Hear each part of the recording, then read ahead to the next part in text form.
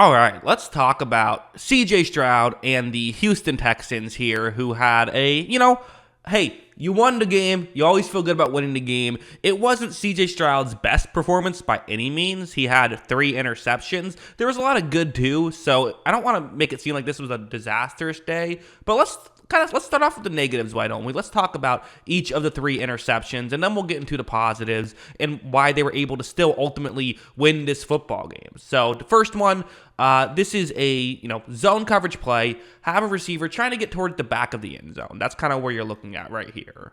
Watch as you're going to see CJ Stroud takes the snap, and I would say doesn't really, he kind of just, throws it falling backwards a little bit. There was not really much pressure up in front, but I didn't love the footwork on that. He didn't really get his legs planted the way you probably would want to see him get his legs planted. This has been kind of an issue we saw in college, is sometimes his footwork isn't totally clean, and right here you see that there is a window. I mean, if you get enough on this football, this definitely can be a touchdown and can put you up 11 points here. Instead, the throw was just underthrown. They weren't able to get the touchdown on that play. Instead, gets the interception, which is obviously not ideal. So definitely a mistake. Again, one of those footwork things that we did see in college. This was one of the negatives, and it's something he's going to have to, I think, improve upon once he gets further into just his career. It makes sense.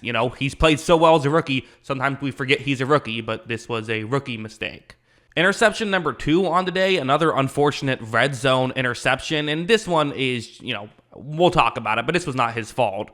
Watch as you see him take the snap. He's going to flip it to a receiver, bounces off of his hands, ends up getting intercepted.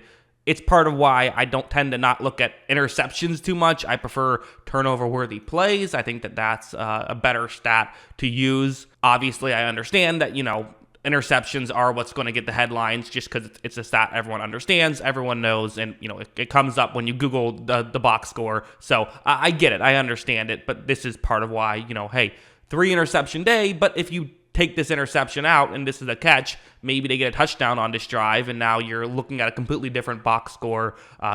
Luck does come into box score stats, certainly, and that's what happened for Stroud on that one. And then the third one, which also is, this one not in the red zone, but, at the 26-yard line. So 3 interceptions in field goal range. If you cut those out and just get field goals on all of those, it's a completely different game. You win by 14 points, and everyone talks about how great of a game it was. So these are the plays you have to cut out. And this one you could maybe even argue was the worst. This one or the first one, neither were great. Again, it's going to be kind of this one-on-one matchup on the outside, but I really want you to watch how Stroud throws this football. Watch how when this play begins, there's pressure up the middle, and again, you really see he throws that off his back foot, right? He's throwing that one kind of falling away, which means you can't get the power on it that you're typically used to getting. And because of that, I mean, to be honest, this is kind of an ill-advised throw regardless, but it's going to take a great throw for this to be complete. Instead, there was too much air under it, which allowed it for it to be an interception instead, which is obviously not ideal by Stroud. Again, the footwork thing it's an issue. It hasn't been a massive issue this season, but it is an issue to some degree. That's probably his biggest thing he has to work on.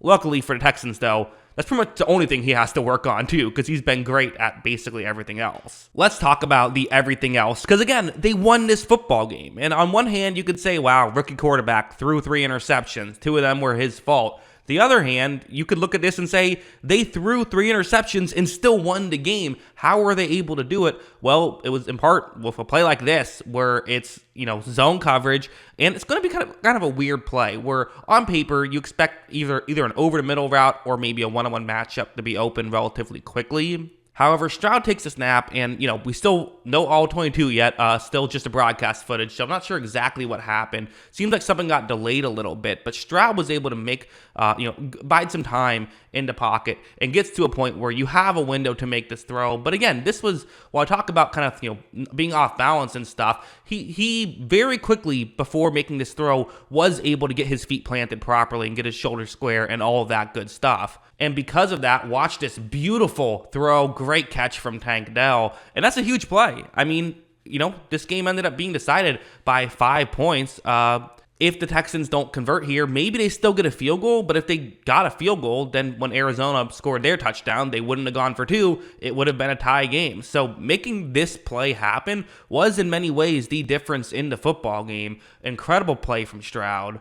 Like, this one's another one where it's, again, these are the plays you don't expect young players to make, where it's zone coverage. You have a receiver going over the middle on this play. And watch how Stroud is going to take the snap. He runs a play action. Good blocking by Houston. Is able to make the throw. But this is good defense. Like, Tank Dell's doing his best, running a solid route. But this is good defense. There isn't a ton of separation.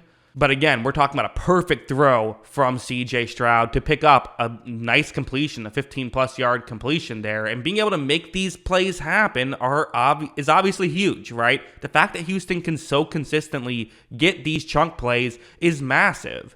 Because Stroud's obviously been very good at protecting the football this season, but you still are going to have mistakes. You still are going to have penalties, things like that, which can stall drives. Well, when you don't need that many plays to get the ball down the field, it's harder for a drive to stall. Also, something like this, where what's going to happen is it's a zone coverage play, and you see the receiver running a route, trying to get into a gap in coverage here.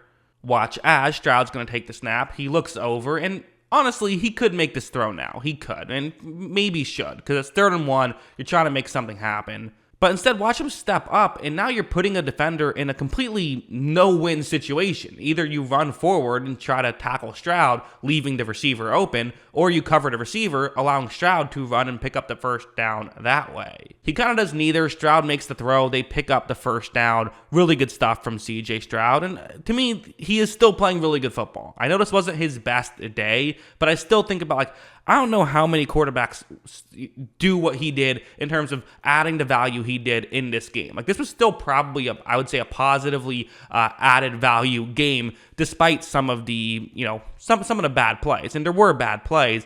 And while it's been great to start this year, Stroud isn't going to come in and play perfect week after week. There are going to be mistakes. You just hope that the good outweighs the bad. And in this game, he still had a total EPA in the positives. It was 3.8, and he still had a completion percentage over expected of 6.5 in this game. So his advanced stats were still not great or anything like that, but still above average here in this game, which kind of really makes you wonder, man, how good could these stats have been if he didn't throw 3 turnovers inside your opponent's 30. If he didn't throw those 3 interceptions, could have been even more wild. So yeah, as a whole, not his best day, but still a lot of positives you can take away from his not best day. That's what I think. What do you think? Let me know in the comments below. Always love hearing from ya, and of course, as always, thanks for watching.